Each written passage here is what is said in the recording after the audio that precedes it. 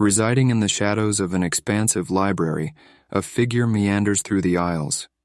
His presence barely noted amidst the dim glow of scattered candles and oil lamps. This sanctum of wisdom beckons with its bound treasures, each volume cradling epochs of knowledge. With a reverence reserved for the sacred, he delicately selects a tome, his touch cautious to preserve the sanctity of its neighbors. A deft brush of his hand dispels years of neglect, a cloud of dust dancing in the scant beams of light, revealing the tome's title to his eager eyes. His contented smile, a silent testament to the joy of discovery, remains undisturbed even as the door creaks open. "Dimitrios," calls a voice, familiar and urgent. The mention of his name pulls him from his reverie, turning to face his colleague George. "Dimitrios, come quickly. Eustathius is summoning you." Annoyance flickers across Dimitrios's features. "What does he want from me?" he retorts. George's raised eyebrows convey the gravity of the summons. "When the priest in charge of our library calls, you don't question it. He's waiting." Acknowledging the urgency, Dimitrios carefully replaces the book and extinguishes a few candles before following George through the scriptorium. Around them, the air hums with the diligent scratching of quills as scribes and illuminators dedicate themselves to their craft. They soon stand before a modest door, behind which lies the office of Eustathius of Chalcedon. The room, scarcely larger than a cupboard, mirrors the ascetic life of its occupant. After a brief knock, they enter. "You called for me, Father?" Dimitrios inquires, bowing slightly in respect. Eustathius rises, his demeanor as unwavering as ever. "Follow me." With a nod, Dimitrios leaves George at the threshold and hurries after the priest, their rapid pace leading them toward the serene confines of the inner gardens. Eustathius, despite his short stature and unassuming appearance, moves with surprising swiftness.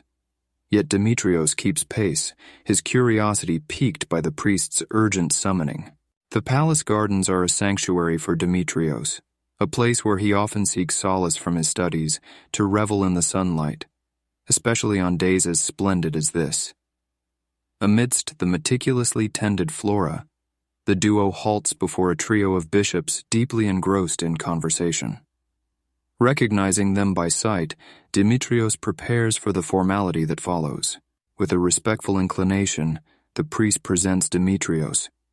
"Your Eminence, I bring before you Deacon Dimitrios Gregorius, as summoned by your grace." The bishops, acknowledging their presence with a mere shift of gaze, continue their silent assessment. Patriarch Anthimus, with a dismissive gesture, signals the priest's departure, who retreats with profound deference. Now alone with the ecclesiastical hierarchy, Dimitrios wrestles with his thoughts, pondering the reason behind this unexpected summon by Constantinople's highest religious authority. As the other bishops take their leave, prompted by an unspoken command, Dimitrios's attention momentarily follows them until he's caught under the scrutinizing gaze of the patriarch. "Deacon Dimitrios Gregorius," the patriarch begins, examining Dimitrios from head to toe. "You seem presentable enough. Follow me, young man." Maintaining a respectful distance, Dimitrios trails behind until a subtle gesture from the patriarch invites him to walk alongside. Without turning to Dimitrios, the patriarch imparts a significant charge. "Young man, you are about to meet one of the most esteemed figures in our realm. Ensure you do not disgrace me." "Of course, Your Eminence," Dimitrios responds, his voice a mixture of humility and resolve, marking the end of their brief exchange. Dimitrios wrestles with the gravity of his situation, mulling over the thought that only a decree from the highest echelons, be it a minister or the emperor himself, could compel Patriarch Anthimus to summon a humble deacon like him. His apprehension deepens as they navigate past the stern palace guards, each step towards the emperor's private quarters, amplifying his sense of unease. The opulence adorning the palace corridors surpasses anything Dimitrios has ever encountered, each artifact and tapestry a testament to the empire's wealth. They halt before a grand door, flanked by soldiers whose attire mirrors the door's meticulous craftsmanship. Dimitrios is nervous, as the Empress has a reputation for not being very agreeable with some visitors. The patriarch, composing himself with an air of solemn dignity, signals to a guard.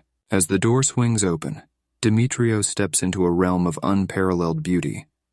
Its splendor and the soft glow of the afternoon sun reminiscent of the mythical Olympia. The grandeur of the chamber diminishes Dimitrios to a mere speck in its vast majesty. Approaching a convivial gathering of women engaged in leisurely tea, the patriarch and Dimitrios offer their bows and remain standing. The assembly's attention shifts to them as the patriarch straightens up and introduces Empress Theodora, then gestures towards Dimitrios. Here is Deacon Dimitrios Gregorius, the esteemed translator you requested. Empress Theodora, her demeanor still light from the laughter shared with her attendants, beckons Dimitrios to rise. Her gaze, inquisitive yet kind, scans him as she queries the patriarch. "Is this the one you're certain of?" The patriarch's response brims with confidence. "Indeed, Your Majesty. Only the finest for your request." The Empress, her expression tinged with a hint of concern, remarks, "Such youth he possesses. Yet as the adage goes, the blade's strength isn't mirrored by its scabbard's sheen." Despite her years, Dimitrios remains captivated by Empress Theodora's present allure, and imagines her youthful beauty as something extraordinary. The Empress gestures towards a table where a solitary book resides. Promptly, a lady-in-waiting retrieves it for Theodora. As Theodora presents the book to Dimitrios, he accepts it eagerly. "This is Aristotle's Nicomachean Ethics, a cherished work of mine. Are you acquainted with his writings?" she inquires.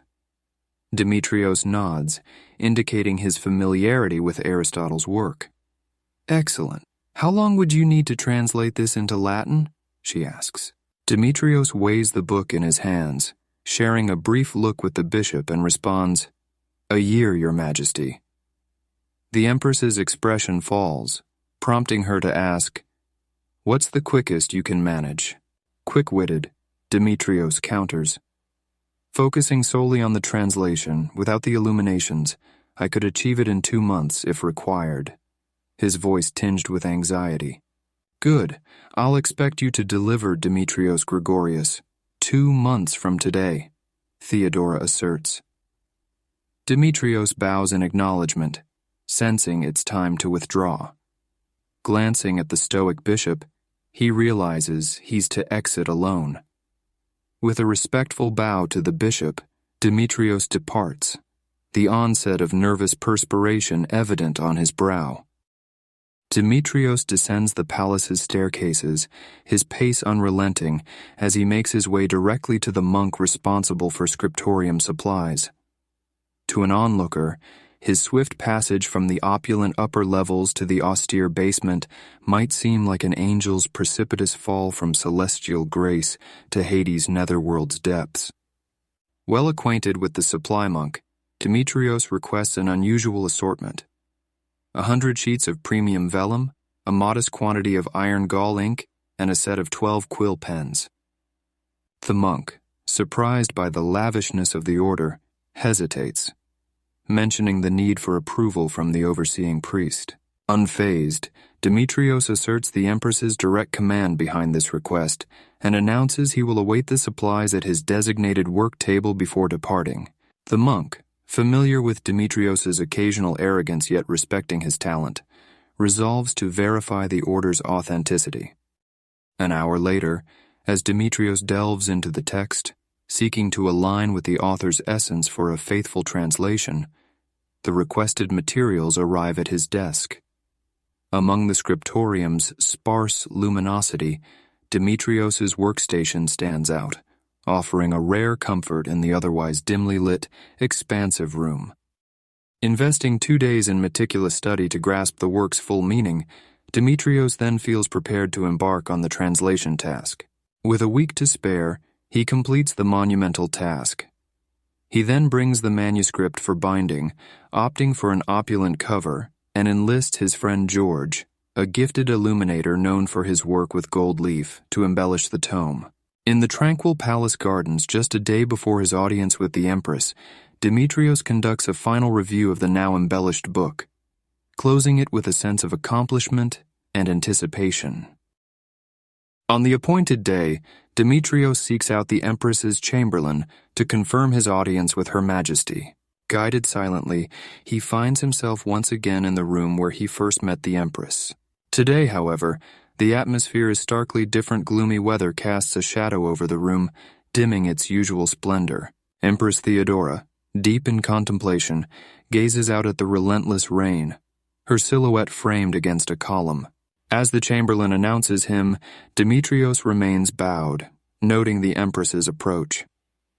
When their eyes meet, Dimitrios discerns a strained smile on Theodora's face, sensing an undercurrent of disquiet.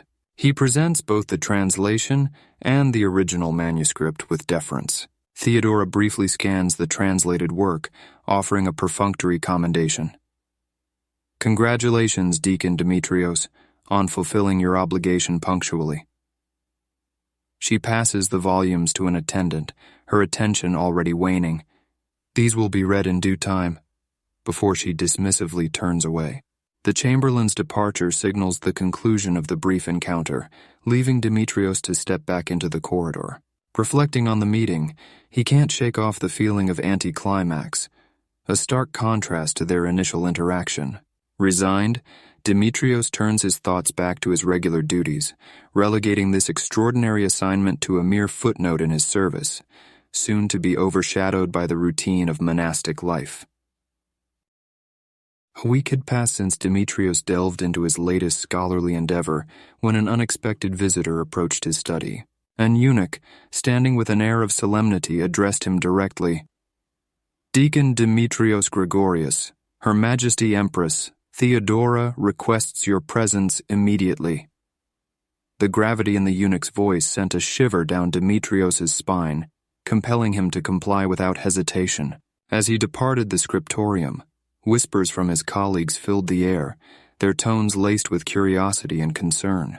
Guided by the eunuch, Dimitrios found himself weaving through the palace, eventually emerging into the emperor's private gardens. There, amidst the verdant splendor bathed in late morning sunlight, stood Empress Theodora, her presence as radiant as the day. Surrounded by a select group of courtiers, she seemed rejuvenated.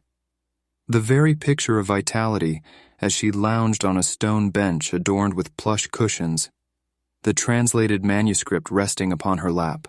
Upon noticing Dimitrios, the Empress's gaze beckoned him forward, drawing the attention of all present. With ceremonial grace, she extended the book towards him. Puzzled, Dimitrios inquired about the translation, his tone inadvertently breaching the decorum expected in the Empress's company. A ripple of disquiet spread among the onlookers, sensing the breach of protocol. Yet Theodora, undisturbed by the lapse, responded with magnanimity. "Young man, your work has truly impressed me. I commend you for your diligent effort. I wish for this volume to be replicated and adorned for dissemination across the West to our brethren in faith. Furthermore, I would like you to serve as my personal translator, ensuring you have all necessary resources at your disposal. I am also keen to learn more about you, Deacon Dimitrios Gregorius." Taken aback by the Empress's praise and the weight of her offer, Dimitrios faltered momentarily before regaining his composure to share his story. "Your Majesty, I had the humble beginnings of being born 23 years past in the serene town of Ohrid, nestled within the province of Illyricum. My parents, though simple traders, instilled in me the values of diligence and faith. It was within the hallowed walls of our local church that I devoted myself to the study of language and theology. Recognizing my dedication, the parish priest graciously advocated for my further education, an opportunity that led me to the esteemed academies of Constantinople. There I immersed myself in the scholarly pursuit of ancient texts and sacred doctrines. Upon the completion of my studies, by the grace of Providence, I was appointed to serve in the imperial scriptorium. It has been my honor and duty to contribute to the preservation and dissemination of our sacred texts for the past 2 years. The Empress contemplates Dimitrios' story in thoughtful silence. After a moment she speaks. Tomorrow you shall come to my quarters for your new assignment. My chief of security will ensure that your duties are exclusively aligned with the tasks I assign to you." With a gentle nod, she signals the conclusion of their meeting for the day. Upon returning to the scriptorium, the eunuch conveys a clear message to priest Eustathius. Henceforth, deacon Dimitrios Gregorius is to devote his efforts solely to Empress Theodora's service, and all necessary resources should be made available to him for this purpose.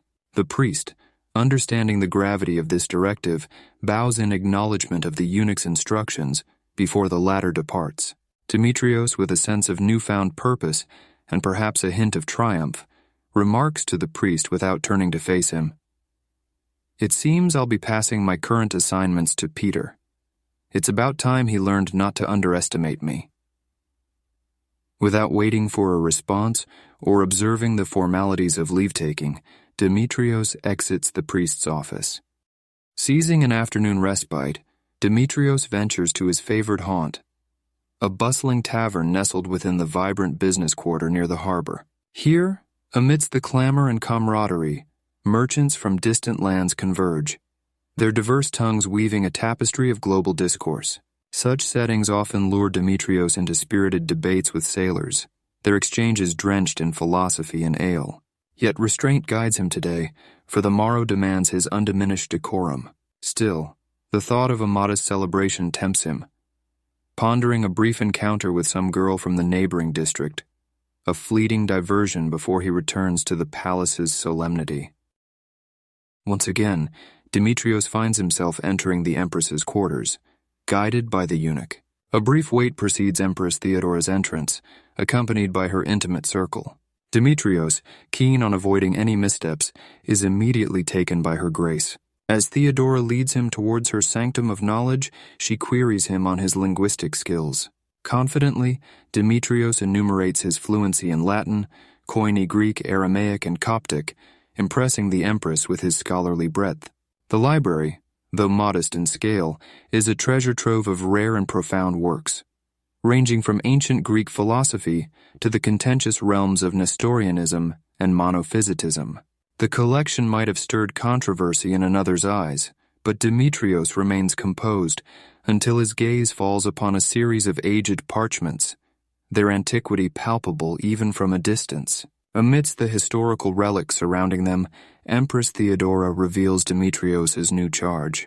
"You are here today for a crucial task," she begins, her voice resonant with the weight of history. Extracting a volume from the shelves, she presents it to Dimitrios. "This is the work of Galen of Pergamon, predominantly in Greek, with segments in Latin." She hands him parchment after parchment, outlining his monumental task, to compile, translate, and transcribe these writings into both Latin and Greek. As the documents accumulate in Dimitrios' arms, some are reluctantly transferred to the eunuch's care. "This collection," Theodora continues, each parchment handed to Dimitrios adding to the physical and symbolic load he bears, "is the most exhaustive compilation of Galen's opus. It is imperative that we preserve these insights for posterity." With arms brimming with ancient texts, Dimitrios realizes the enormity of the responsibility entrusted to him, a testament to the Empress's faith in his abilities and the enduring value of the knowledge he is to safeguard. "Dimitrios Gregorius, the responsibility falls to you to create 2 versions of these texts," Empress Theodora commands, her voice carrying the weight of her authority. "One compilation in Latin and the other in Greek. I seek efficiency over artistry. Focus on the translation without the need for embellishments. Tell me, how swiftly can you deliver the Latin volume?" she probes. Caught off guard by the magnitude of the task, Dimitrios hesitates before venturing. "Perhaps 3 months for each, if I may estimate." "Time is paramount, Dimitrios. Remember, we have much more awaiting us beyond this endeavor," she reminds him, her tone imbuing the urgency of their mission before she signals his dismissal. Burdened with the scrolls of ancient medical wisdom, Dimitrios and the eunuch retrace their steps to the scriptorium. Slumping into his chair, overwhelmed by the mountain of parchment before him, Dimitrios can't help but voice his doubt. How can I possibly complete this? His words barely escape his lips when the sound of mocking laughter from a nearby monk pierces the tense silence of the room. The text Dimitrios faces are formidable. Medical codices that have underpinned the Christian empire's medical knowledge for centuries. Crafting a comprehensive compilation is daunting, yet Dimitrios is determined to rise to the occasion. As the deadline looms, the pressure mounts.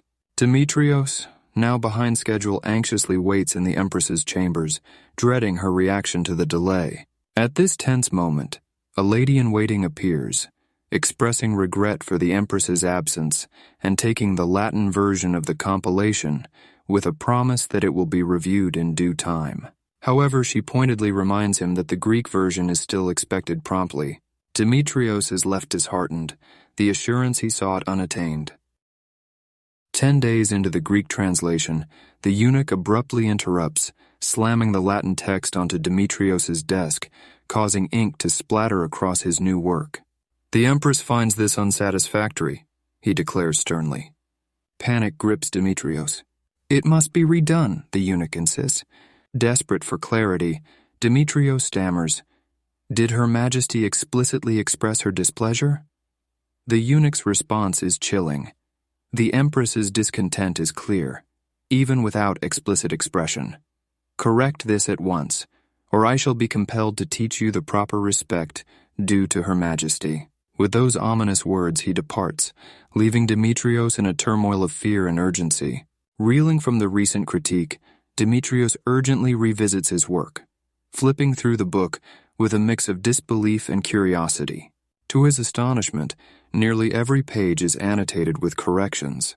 Initially he suspected the hand of an uncredited physician, but the remarks are too astute, too precise, mirroring Galen's intricate anatomical descriptions. The elegant script suggests a noble woman's touch, possibly the Empress herself, revealing an unexpected depth to her medical knowledge that leaves Dimitrios both humbled and inspired. Driven by a renewed sense of purpose, Dimitrios dedicates himself to the task, spending 2 relentless days refining the codices, infusing them with his own enhancements based on the insightful feedback. Seeking assistance, Dimitrios approaches priest Eustathius, requesting the support of a fellow monk in his endeavor. Eustathius, with a knowing smile, agrees, suggesting Peter for the role, a decision Dimitrios interprets as a subtle reprimand, yet acknowledges Peter's adeptness. Subsequently, Peter's workstation is arranged adjacent to Dimitrios's, enabling efficient collaboration. Dimitrios anticipates some resistance from Peter, but suspects that this opportunity could serve as Peter's gateway to courtly recognition, potentially motivating him to excel. Dimitrios entrusts the revised Latin manuscript to Peter for transcription, while he concentrates on the Greek translation. Their combined efforts bear fruit in just 4 weeks, culminating in the completion of the Latin version. Dimitrios meticulously reviews the text to ensure its accuracy before sending it off for binding, eager to meet the high standards set before him. Dimitrios presents the refined Latin manuscript of Galen's works, earning the Empress's commendation. She queries about the Greek edition, prompting Dimitrios to admit, somewhat sheepishly, that he enlisted another translator's aid to meet the deadline for both volumes. To his relief, the Empress lauds his initiative to fulfill his duty. A fortnight later, as Dimitrios hones quill feathers, the eunuch reappears, his arrival sending a shiver down Dimitrios's spine. With care, he places the Latin text on Dimitrios's desk, indicating the Empress's satisfaction and her desire for copies to be made promptly. The completion of the Greek translation marks the culmination of months of rigorous work. Dimitrios, with Peter's assistance, presents the final volume to the Empress, returns all parchments, and is taking the opportunity to acknowledge Peter's contributions. The Empress, ever gracious, accepts the work with her characteristic warmth, thereafter excusing Peter from their company. In the solitude of her private library, the Empress shares with Dimitrios her passion for knowledge and her conviction that education is the cornerstone of progress. Dimitrios holds back his curiosity about the earlier corrections to the Latin text, instead absorbing the Empress's musings among the shelves of parchment. It's then she murmurs, "So much to do, so little time," a sentiment that resonates with Dimitrios. Selecting 3 parchments from a lower shelf and reaching for a 4th high above, the Empress suddenly falters, the scrolls tumbling from her grasp as she clasps her upper arm, grimacing in pain. Instantly, her attendants rush to her aid, while another retrieves the fallen scrolls, hastily ushering Dimitrios towards the foyer. In the throes of urgency, one lady-in-waiting, with a look of acute concern, thrusts the scrolls into Dimitrios's arms, her gaze piercing into his. "I trust you know what must be done. Leave now," she implores, her voice tinged with desperation as she casts a worried glance back towards the library. Navigating his way back to the scriptorium through the serenity of the garden, Dimitrios seeks solace amid its verdant embrace, attempting to process the day's startling events within the Empress's quarters. The gravity of the moment weighs heavily on him, the silent vow to keep the experience confidential echoing in his mind. Seeking distraction, he gingerly extracts the first scroll from its cylindrical protector.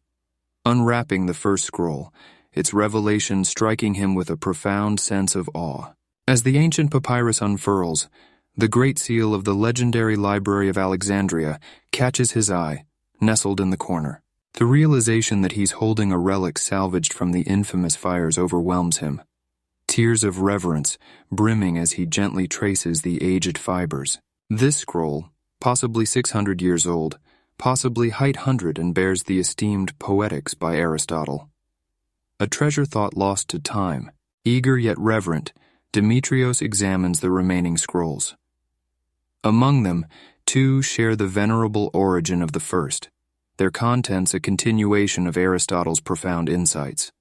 The 4th scroll, though more recent, serves as a vital complement to the ancient texts, together comprising the entirety of the Poetics. Understanding his sacred charge, Dimitrios resolves to compile these priceless fragments into a single volume in Greek and undertake the meticulous task of translating them into Latin, honoring the legacy of knowledge that has traversed centuries to reach him. Dimitrios is engrossed in his work, meticulously unrolling a parchment at his desk, when Peter, driven by curiosity, peeks over to catch a glimpse of the task at hand. The sight of the title leaves Peter in awe, whispering in a hushed tone to avoid disturbing the scriptorium's tranquility. "Is that Aristotle's Poetics? Please, let me assist you with this." Dimitrios, however, guards the project closely, replying firmly, "No, this task is personal, I must handle it myself." Peter, taken aback, retorts, feeling slighted, "The problem with you, deacon, is your arrogance. You think you're above us all, unwilling to share your work." Dimitrios, without missing a beat and in equal measure, responds, "Perhaps you should focus on your own assignments, monk." A month deep into his work, Dimitrios is summoned by priest Eustathius for an urgent matter. Dimitrios protests, emphasizing the importance of his current work for the Empress, but the priest is adamant. "You must follow orders, come with me," he insists. Reluctantly, Dimitrios secures his precious work and accompanies Eustathius to the palace's administrative sector, where they are led to the Mesazon's office.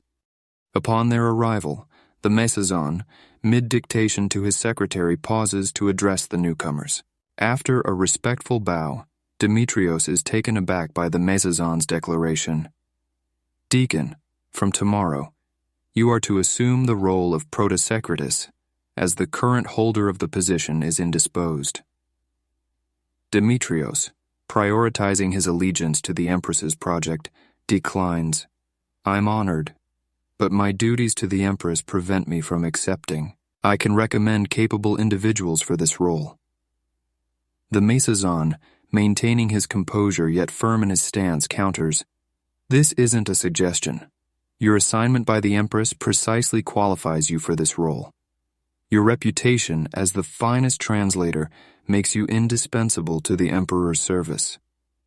The needs of the Emperor take precedence. You shall delegate your current tasks and report to the throne room at dawn. You are dismissed."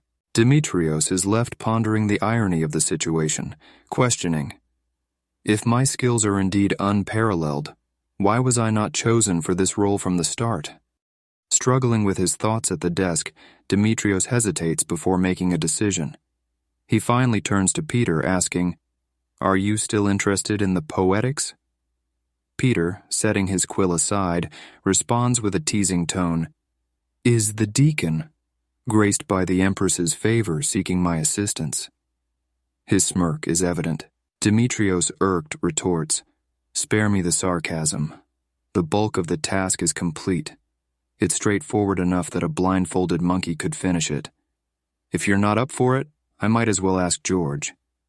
Peter, not losing his composed demeanor, counters, "All right, I'll take it on, but only if you assure me a role in your future projects." Dimitrios, conceding, replies, "I can't make any promises, but I'll try my best." Curiosity getting the better of him, Peter probes further, "And what will your new endeavor be?" Without any hint of hesitation, Dimitrios reveals, "I've been temporarily appointed as the Emperor's secretus." Peter, taken aback by the revelation, can't help but exclaim, "You son of a dog." Dimitrios arrives early in the throne room, taking in the majestic grandeur befitting the heart of the Christian world's most formidable empire. He finds his way to a designated table, already equipped with ink and paper, prepared for the day's proceedings. As the hall gradually fills with the bustling court, the atmosphere is charged with anticipation until Emperor Justinian, a figure of profound respect and advancing years, makes his entrance around mid-morning. The day unfolds with a series of routine yet essential matters: tax grievances, ambassadorial visits, and reports on the empire's welfare dominate the proceedings. Dimitrios' role is to meticulously document each word spoken, a task he finds somewhat redundant given the predominantly Greek-speaking court and the straightforward nature of the discussions. He muses, somewhat cynically, on the simplicity of his duties, feeling that a donkey would have been able to complete this task. The subsequent day brings a shift in tone as the Sacred Senate convenes for a half-day session, delving into more critical issues like the empire's expansion, military requisitions, and the contentious topic of religious conversions in regions like Palestine and Mesopotamia, where resistance is notably tenacious. Amidst his official responsibilities, Dimitrios carves out moments to oversee Peter's progress on the poetics.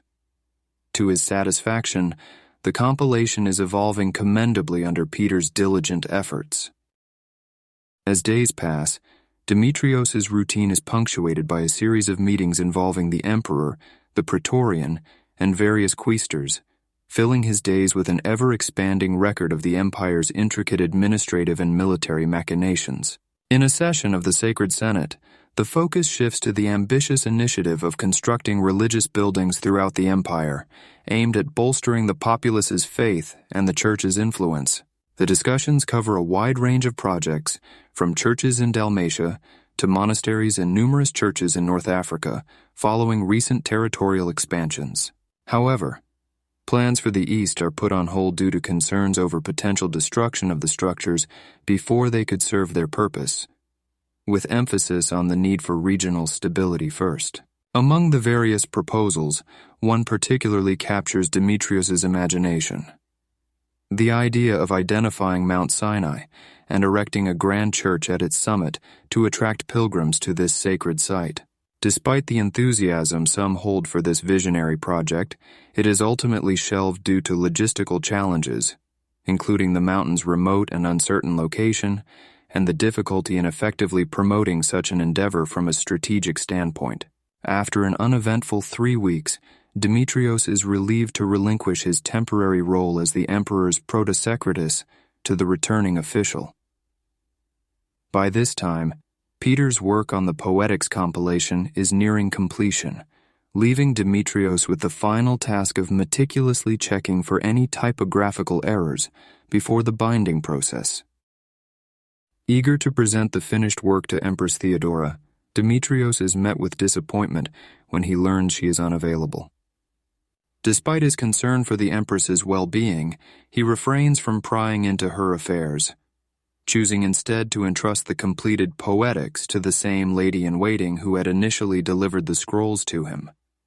She receives the compilation with grace, assuring Dimitrios that the Empress will be delighted with the accomplishment, a sentiment that offers him a measure of satisfaction amidst his disappointment.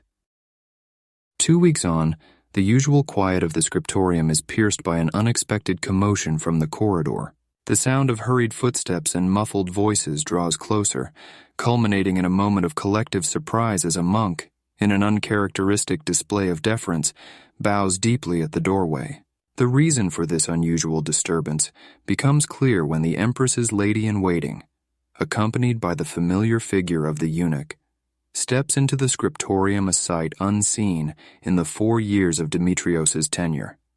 Given the traditionally male-dominated space, the sudden appearance of a woman, especially one from the Empress's retinue, sends a ripple of confusion and curiosity through the room. The monks, unaccustomed to such an event, rise and bow in a mixture of respect and uncertainty, unsure of the proper protocol in this rare situation. The lady-in-waiting, with whom Dimitrios has become acquainted through recent exchanges, addresses Dimitrios. With composed grace, she conveys the Empress's satisfaction and hands over the most recent compilation with instructions for its replication. She then specifically requests Dimitrios's presence before the Empress the following mid-morning. As the lady-in-waiting and the eunuch take their leave, the scriptorium briefly buzzes with whispered speculation and intrigue, a stark contrast to its usual atmosphere of studious silence. This flurry of conversation is swiftly quelled by Priest Eustathius's authoritative strike of a wooden stick against the wall, a clear signal for the monks to resume their work. As directed, Dimitrios finds himself outside the Empress's quarters, lingering before the grand doors with a mix of anticipation and uncertainty. In time, a subtle cue seems to prompt one of the guards to grant him entry. The courtesan, whose presence has become a comforting constant for Dimitrios, greets him and guides him to a room where a grand fire blazes, casting a warm glow over the Empress reclining on a cline. Theodora, adorned in an exquisite sable fur coat against the winter chill, appears to Dimitrios not only as a figure of authority, but also one touched by illness. A moment passes in silent reverence for the fire's dance before the Empress, with a detached tone, finally addresses Dimitrios. Your prowess in translation is unmatched, revealing a profound connection with the minds of those you translate, she observes, her voice flat, eyes momentarily locking with his before returning to the flames. Your forthcoming assignment holds great personal significance to me, the Empress begins, her voice steady, yet imbued with an underlying intensity.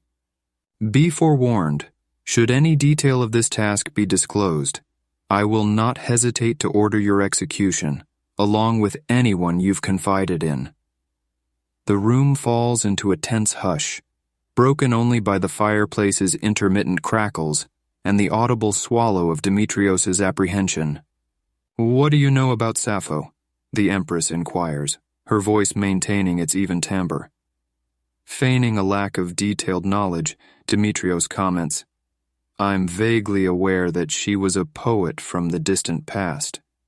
Just like your previous task, you will be supplied with various materials. I want you to compile the work of Sappho, Theodora instructs. Catherine will escort you to the library. Following this directive, the lady-in-waiting indicates the way to the library, prompting Dimitrios to bow to the Empress before he proceeds to follow her. So your name is Catherine, Dimitrios says in a friendly voice. Yes, it is, and I here to do my Empress bidding, she says in a teasing but affirmative way. Upon entering the library, Dimitrios is directed to a modestly appointed desk, equipped with ink, a quill, and a stack of fresh paper. Catherine, with a sense of purpose, places 3 scrolls, approximately 20 sheets of papyrus, and 2 aged volumes onto the workspace. She then gestures towards a collection of 5 venerable vases, each bearing the marks of antiquity. These represent the entirety of Sappho's works that we've managed to salvage, Catherine explains, her voice echoing the importance of the task. The Empress has tasked you with transcribing and amalgamating these texts into contemporary Greek. Be mindful. Each of these vases is adorned with a verse from Sappho's poetry. My advice would be not to break one. Remember, your work is to remain into this space. Removal of any materials from this room is strictly prohibited. Immersed in his examination of the ancient texts, Dimitrios becomes aware of Catherine's presence across the room, engrossed in her own reading. Feeling Dimitrios's inquisitive glance, she clarifies without looking up. I'm under strict instructions to keep you within my view at all times. Dimitrios, returning to the documents and feeling a sense of disbelief that he's under constant surveillance, raises his eyebrows and shakes his head as he opens the first book. The ancient calligraphy immediately draws his attention, and once more, the unmistakable seal of the Library of Alexandria graces the first page, prompting Dimitrios to wonder about the origins of these remarkable materials. Throughout the weeks spent in the seclusion of the library, Dimitrios gradually found ways to engage Catherine in casual conversation. Through these exchanges, he discovered the sorrow of her past, learning of her husband's demise in battle 4 years prior. Despite the age difference, Dimitrios felt an unexpected affection growing for her. With the arrival of spring, the lighter attire of the season afforded Dimitrios fleeting glimpses of Catherine's form, though he was cautious not to overtly stare. Catherine, astutely aware of his covert glances, often caught him in the act. Her smiles in response leaving Dimitrios flustered, not from guilt, but from a hesitance to express his burgeoning feelings more openly. Catherine's grace and beauty were undeniable. On a radiant morning in April, under the warm embrace of the sun, the Empress reclined on a cline in the palace large terrace. Dimitrios, accompanied by Catherine, approached Theodora to present his work. The meticulously compiled poetry of Sappho and the poetics of Aristotle in Latin, the latter completed by Peter. However, Dimitrios's attention was drawn away from the achievements in his hands to the stark contrast presented by the Empress's condition. The once formidable ruler now appeared frail and diminished, the face of death looming over the Empress. Despite the gentle weather, she was enveloped in layers that seemed to both comfort and constrain her. Every movement was measured, betraying the presence of pain. In this moment, the Empress, the epitome of power, was a poignant embodiment of human vulnerability. 10 days later, Catherine's return to the scriptorium stirs up the same commotion as her first visit. Dimitrios, unable to suppress a private smile at her reappearance, observes that beneath Catherine's composed exterior, there's a hint she relishes the stir she causes. The Empress summons you, Catherine announces with authority. Dimitrios, ever loyal, responds, I am at the Empress's service, and they set off, the eunuch trailing behind. Once out of the eunuch's earshot, Dimitrios inquires about Theodora's well-being, to which she responds with guarded brevity. His attempt to broach the subject of the Empress is met with a firm rebuke. We do not speak of her, Catherine asserts, locking eyes with him for the first time. Empress Theodora is seated at her grand desk, surrounded by her ladies-in-waiting, scattered throughout the room, while her secretary reviews what appear to be official documents. Catherine and Dimitrios, adhering to custom, offer their bows. With a single, commanding gesture, Theodora signals for everyone to leave. Complying without hesitation, her attendants gracefully exit, securing the doors behind them. Retrieving the compilation of Sappho's works from a drawer, Theodora places it on the desk, revealing, I've examined your work and annotated it with my thoughts. From this point, we'll work on it collaboratively. As Theodora makes an effort to rise, Catherine swiftly comes to her aid, her concern palpable. The court is no longer oblivious to the fact that my time is waning. Hence, I wish to expedite this endeavor, Theodora confides, her voice laced with a somber resolve. Assisted by Catherine, Theodora moves to recline by the window, seeking comfort. Settling into a more comfortable position, Theodora inquires, Deacon, share your thoughts on Sappho's poetry with me. Dimitrios articulates respectfully, Highness, the Church may not sanction these verses. They express a sincere and passionate connection between women, an undeniable reality that some may find inconvenient. Yet, such a significant work deserves recognition. Contemplating Dimitrios's insight, Theodora directs, "Please, settle at my desk. Inside the drawer, you'll find paper for our forthcoming work."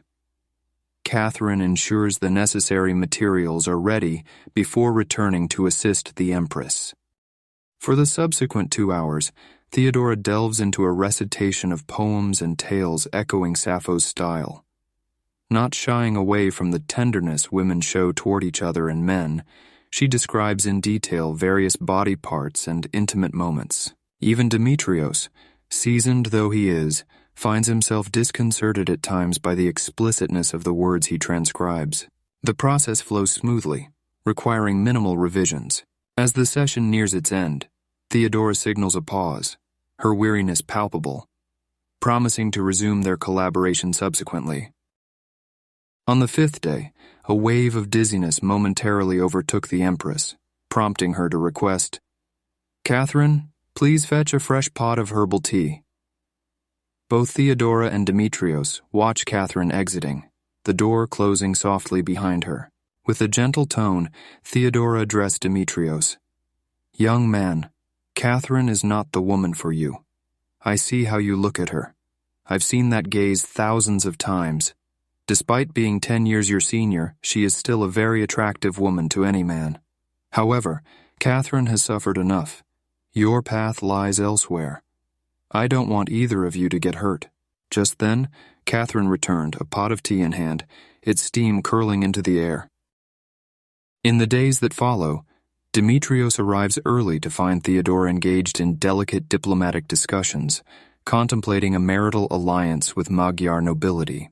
Observing the interaction, Dimitrios senses the translator's struggle with the Magyar tongue, poised to offer his own linguistic expertise. Yet, to his astonishment, Theodora navigates the conversation with precision, despite the translator's faltering. Opting for discretion, Dimitrios holds back, acknowledging his reluctance to overstep. After the assembly disperses, only the Empress, Catherine, and Dimitrios remain, the latter's significance tacitly recognized by the departing attendees. Dimitrios, poised for Theodora's retreat to recline, is taken aback when she poses a significant query. "Would you consider taking stewardship of my library?"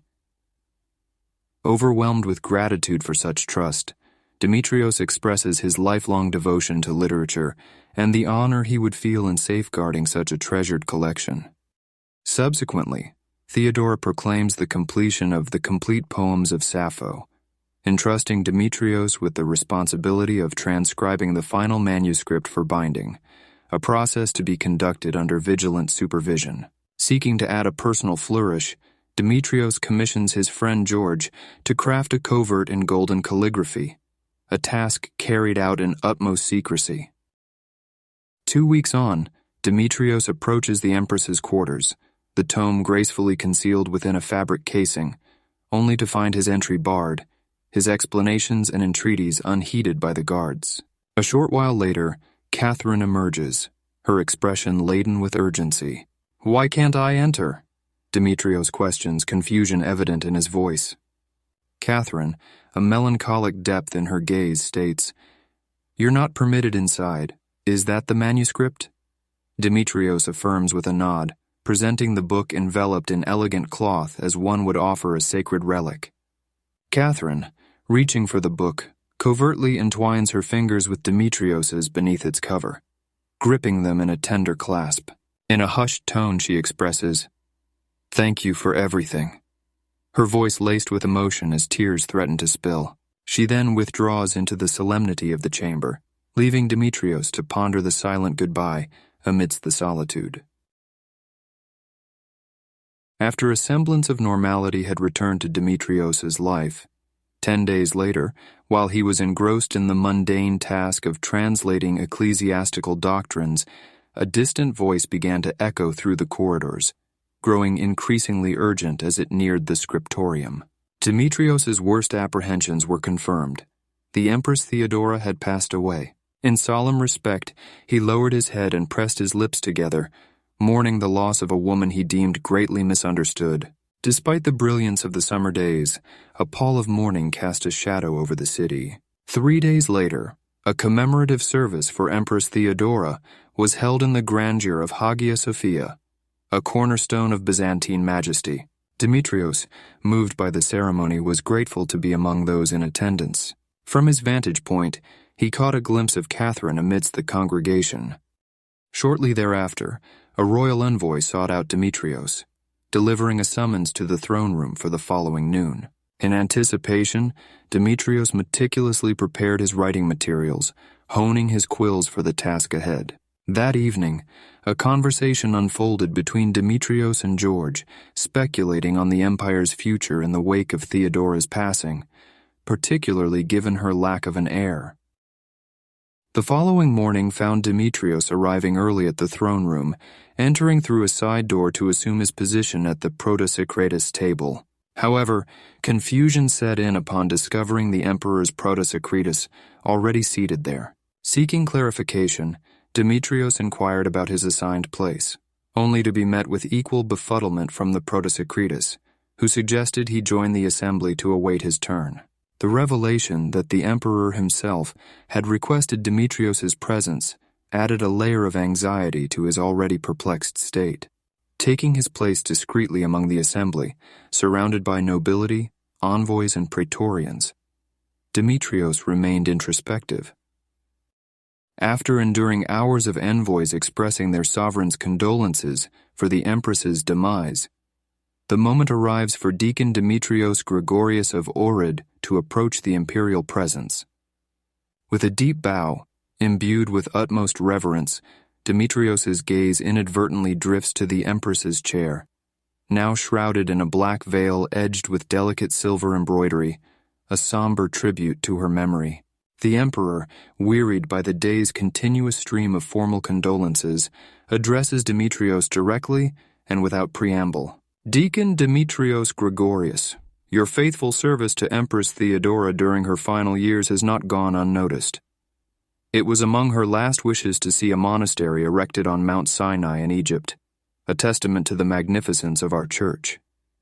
This monastery is envisioned as a citadel of wisdom and a sanctuary for pilgrims to contemplate their faith and existence. In recognition of your dedication, we hereby entrust you with the mission and the necessary resources to fulfill this sacred task in honor of Theodora of Constantinople. Upon its completion, you shall be named abbot of this esteemed institution. Pausing to confirm with the Messazon that he has covered all directives, the emperor concludes, "May this endeavor be realized in tribute to the empress's legacy. Go forth with God's grace, Deacon Dimitrios Gregorius, soon to be abbot of the monastery of Mount Sinai." Dimitrios, humbled and resolute, affirms, "My life is in service to the emperor and the cherished memory of our departed empress." With a final bow of deep respect, Dimitrios is respectfully dismissed. Stepping out of the throne room, Dimitrios finds himself caught between numbness and a torrent of emotions, unable to discern which. His legs feel as though they've turned to lead, his vision swimming. The magnitude of the moment seems just beyond his mental grasp. Then, Catherine's familiar voice cuts through the haze. "Congratulations, Abbot Dimitrios Gregorius." Her presence, as she emerges, seems to anchor him back to reality. "You look as though you've encountered a specter, Dimitrios," she observes, her tone light. Caught off guard and his defenses momentarily down, Dimitrios blurts out, "Or perhaps I'm beholding an angel." The summer's warmth has lent itself to lighter attire, and Catherine, in her striking black dress, appears particularly radiant, her fair complexion further accentuated. Her laughter, sparked by his impromptu remark, carries a hint of warmth. "Come, there's something I must show you," she says, leading the way. As they walk, their conversation meanders through shared sentiments about the recent turn of events. Upon reaching the administrative quarters, Dimitrios's curiosity is piqued. "What brings us here?" he inquires. "Patience," Catherine gently chides. Navigating through the state archives, a realm previously unexplored by Dimitrios, they descend a short flight of stairs. Catherine, Seizing an oil lamp leads them down a dimly illuminated corridor, its emptiness echoing their footsteps. She kindles the lamp using the flame from one mounted on the wall and approaches a nondescript door among many. With a key drawn from her possession, she unlocks it, revealing a space Dimitrios immediately recognizes as Theodora's personal library, though now absent the familiar vases and surprisingly comparable in size to Dimitrios's own quarters. With careful movements, Catherine passes the lamp over the collection, ensuring a safe distance from the venerable tomes. In accordance with my mistress's final wishes, this wealth of knowledge is entrusted to you, she declares, extending the key towards Dimitrios. Theodora's vision was for you to establish a monastery as a bastion for this trove of wisdom. She harbored concerns that the broader world might not yet be prepared to grasp the depth of insights contained within these works. As she skims her fingers over the spines of the books, she pauses at Aristotle's Poetics. With a gentle pull, she retrieves the book, revealing a tucked letter beside it. "This letter bears the Empress's own signature," Catherine announces, her voice tinged with reverence. "It grants you the authority to transport these materials anywhere within the empire." She carefully replaces the letter and the book back on the shelf. Now Catherine extends the room key to Dimitrios. "I trust you know what to do next." Dimitrios, accepting the key with a sense of resolve, slips it into his pocket, his eyes meeting hers. "I know what I want to do now." In this moment, Dimitrios tenderly takes Catherine's hand, placing the lamp on the rustic table beside them. He leans in swiftly, his lips meeting Catherine's in a gentle embrace, his hand softly cradling the back of her neck. Feeling no hesitation from Catherine, he wraps an arm around her waist, guiding her gently against the cool embrace of the stone wall. Catherine's hand rests on his shoulder, a silent affirmation of their shared connection as they lose themselves in the depth of their kiss. Dimitrios, inch by inch, is lifting up the black dress until he could sense the soft skin of her upper leg. Unbuttoning himself, he quickly finds his way into Catherine's temple. Their soft mourn and their rhythmic waves did not last very long before they both reach peak pleasure. In a silent communion, they gaze into each other's eyes, their breaths mingling, punctuated by fleeting kisses they both eagerly share.